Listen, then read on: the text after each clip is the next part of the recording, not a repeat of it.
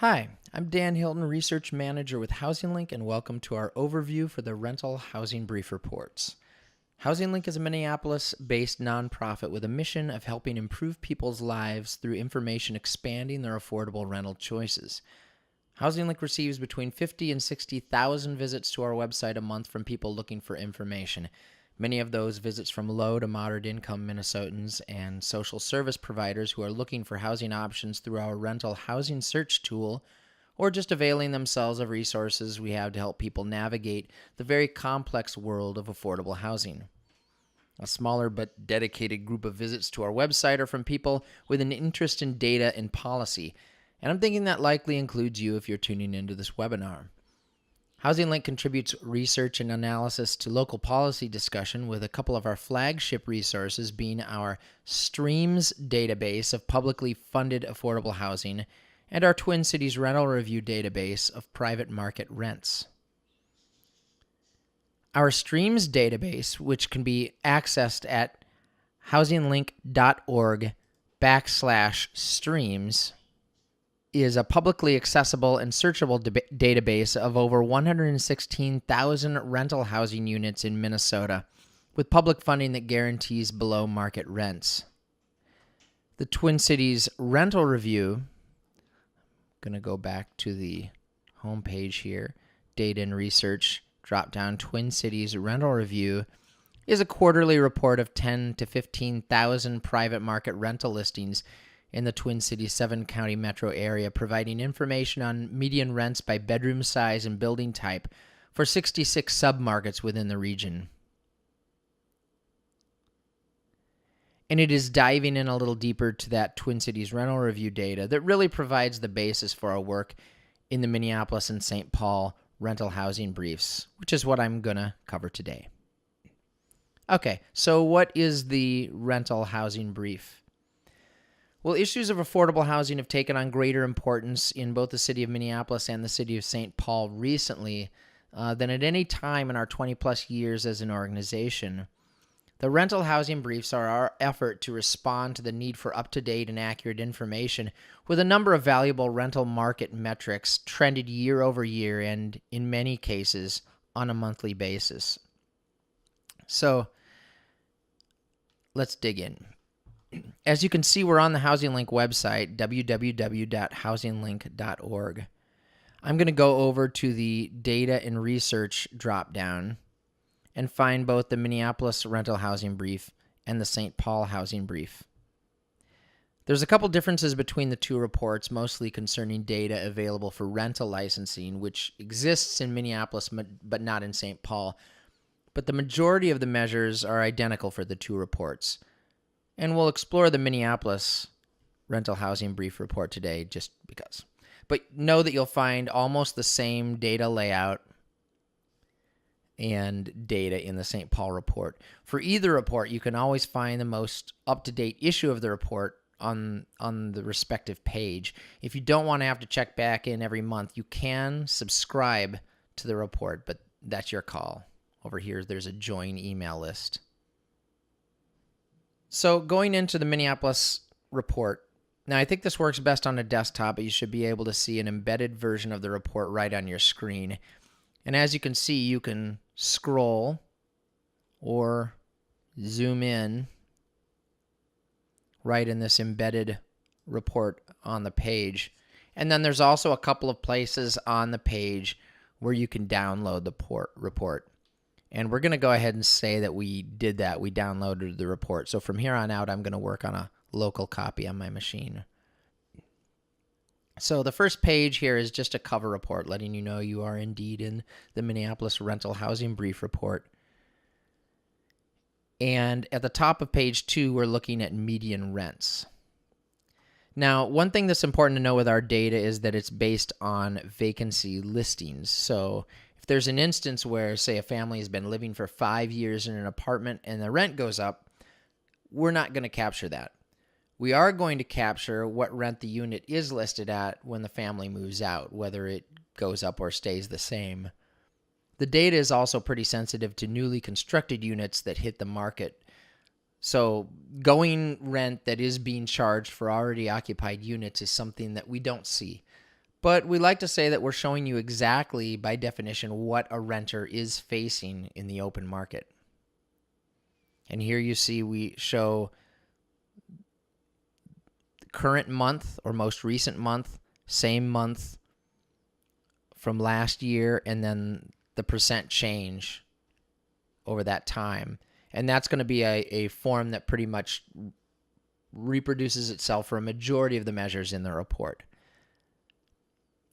So I did mention the notion of what a renter is facing in the open market, but sometimes it's not even a matter of whether a family feels it could find a way to pay rent on a monthly basis, but whether they can secure the home at all. Commonly, landlords will require a renter to make 2.5 times the rent amount every month in order to even qualify for moving in the first place. This next set of figures shows you what that actually looks like by bedroom size. So in this particular report, you can see that if your monthly income is not at least $2,688 a month, you do not qualify to rent the median one-bedroom home in Minneapolis. And then you see we also have the figures for 2- and 3-bedroom homes. Okay, next we're looking at vacancy distribution by bedroom size, or by building type. Now, it's easy when thinking about rental to think only about multifamily, those big apartment complexes. But it's worth noting that about 30% of the vacancies posted in Minneapolis are not multifamily. They're single-family homes, duplexes, condos, and townhomes. And you can see the distribution here is fairly consistent with last year. I'll mention that at the tail end of the housing crisis, say late 2011, early 2012, that distribution was a lot closer to 50% in multifamily apartments. A lot of the single-family homes that were foreclosed went into the rental market, and that number has steadily gone down over time. Okay, on this next page, we're looking at year-over-year one-bedroom rents in 3 types of vacancies: tax credit properties, market rate properties, and a subset of properties that are listed on the Housing Link website. Tax credits, or low-income housing tax credits, LIHTC, are the federal government's primary program these days for the development of affordable units. The program encourages private investment in exchange for maintaining affordability for a certain percentage of units in a property. Units are usually kept affordable to families making 50 or 60% of the area median income, which is currently about $45,000 to $55,000 a year for a family of 4. Next to that, you see rents versus those one-bedroom rents versus one-bedroom market rate rents. That is to say, with no public intervention specifically keeping rents affordable. And finally, we chose to include rents for vacancies posted on HousingLink.org. So while we're all sitting around thinking of HousingLink as a research organization, 30,000 to 40,000 folks a month are coming to our website to look for a place to live. HousingLink provides affordable rental vacancies on our website, and we have a hard cap on our rent amounts. Landlords may not post a vacancy unless the rent is affordable to a family making the area median of income. Okay, now looking at the bottom of the page, if you're involved in the world of housing or follow housing news, you've undoubtedly heard of the term NOAH, which stands for Naturally Occurring Affordable Housing. This is housing that is not obligated to affordability in any way. It simply is affordable due to the natural forces of the market, or because a landlord specifically volunteers and elects to keep the rents below market or whatever, but there is nothing keeping the property affordable. New NOAH housing is not being built, but older housing, that is housing that has been affordable due to location or lack of amenities or age, usually a combination of factors, is seen at risk for market forces driving those rents up.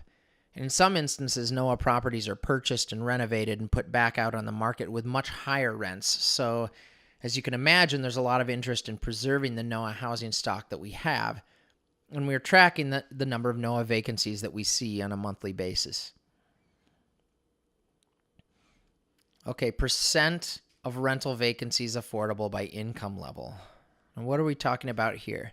A commonly accepted rule of thumb pertaining to affordability suggests that a household should not pay over 30% of its income on housing costs. Now, every rent figure we've been looking at so far has been reporting on contract rents. That is to say, literally the rent amount you see in the vacancy posting. But as we all know, there are other housing costs to consider. Namely, when you're talking about rental, this comes in the form of utilities. So what we've done on this page is look at gross housing costs, contract rent plus utilities. Our analysis is based on an estimate of utility costs likely for a given unit based on both its number of bedrooms and its building type. And what you plainly see is that the percent of vacancies that are affordable to families drops off tremendously when you go from an income that is 60% of the area median to an income that is 50% of the area median. And when you get down to an income of 30% of area median, a household with that income is simply not going to find any opens they can afford on the open market. And you'll see that that's consistent in St. Paul as well. Okay, the next page, vacancies willing to accept a Section 8 housing choice voucher. So the lowest income Minnesotans must turn to the subsidized housing market. Again, this is where there has been a direct intervention by housing funders, either to keep rents at an affordable level or to subsidize the portion of rent for which a family is responsible. One program people often think of in terms of subsidized housing is the Housing Choice Voucher Program, or what's commonly referred to as Section 8 vouchers. There are currently no open waiting lists for any housing authority in the Twin Cities for obtaining a Housing Choice voucher, at least at the time of recording this. And even if there were, a family that qualifies can spend years just on the waiting list before they're actually finally given a voucher. Then they can take that voucher into the private market and present it to a landlord. However, a landlord is not currently obligated to accept a housing choice voucher anywhere in Minnesota. And in some instances, it may be that they are in fact willing to accept a Section 8 voucher, but their rents exceed that which a housing authority is able to subsidize. So a lot of factors going into why it can be difficult to obtain Section 8 housing. But on this page, we are showing the number of landlords that at least listed their unit as being available and they were willing to accept a voucher. So whether because there were no landlords willing or no landlords able to provide a housing option for a voucher holder, some families must forfeit their voucher back to the housing authority that issued it. And for Minneapolis, we are tracking the number of housing choice vouchers that were forfeited each quarter of the year. For St. Paul, as of the time of this recording, we do not yet have that measure available. And waitlist openings. So we do show the number of waiting lists of various types, not necessarily waiting lists for Section 8 vouchers, but it could be project-based Section 8 housing, which is privately owned with units that are subsidized by the federal government, or public housing, which is commonly managed by a public housing authority. If any of those listings for a wait list opening are posted to our website, we're tracking that here. Okay, housing stock. The city of Minneapolis has very generously made rental license data available through their open data portal, and we've been using periodic downloads of that data to track characteristics of the rental market in the city. The city tracks license type by the tier system, with Tier 3 rentals being those which require excessive city services, are poorly maintained or managed, and may be at a higher risk for fire damage. We are also tracking short-term rental license stock, which is something that is new in the city as of, I believe, January of 2018, incidentally, when we had the Super Bowl in town. And we're also tracking the number of units in 1 and 2 unit property, sort of as a proxy of that non-multifamily housing we were talking about earlier in the vacancy distribution, where licenses have only 1 or 2 units in the license. We want to see what that total overall number of units is in the housing stock. Now, City of St. Paul does not license rental units. Their Department of Safety Inspections does conduct fire certificate of occupancy inspection on non-homesteaded properties. And from that, we can gather and report on some amount of information with regard to the number of units in rental properties as well as their physical condition. So you'll see that instead of rental license analysis, you'll see the certificate of occupancy analysis in the St. Paul version of the report. Okay, on this next page, we are analyzing data that is based exclusively on projects vetted or written about by Finance and Commerce publication for both its Twin Cities Apartment Development Tracker and its Twin Cities Apartment Sales Tracker, both of which are available through subscription at financeandcommerce.com. The top figure is our way of viewing the pipeline of projects in the works in terms of whether projects contain exclusively affordable units, exclusively market rate or luxury units, or a mixture of both. And below, we are looking at the average price per unit of apartment sales in the city over the past 12-month period. Okay, and finally, we've included a page of notable housing facts. The top two figures, both cost-burdened renters and homeless Minneapolis public school students, can be updated on an annual basis only, but we thought these were both important pieces of context to share in conjunction with other numbers you're seeing in this report. Note that you will see a corresponding percent of St. Paul public school students that experienced homelessness in the St. Paul report. And the two figures at the bottom of the page, both housing openings with one or more accessible features and veteran-friendly openings, are derived from vacancies posted to the Housing Link website and are updated monthly. And that brings us to the end of the report. If you have any questions about the data in this report, you can let me know. Again, I'm Dan Hilton, Research Manager here at Housing Link. And you'll find additional context on this page for media inquiries, or if you'd like to see us develop a similar report for your community. Feel free to poke around the Housing Link website, specifically I would say on the data and research page, and see what other resources we have available. Thank you very much for your time.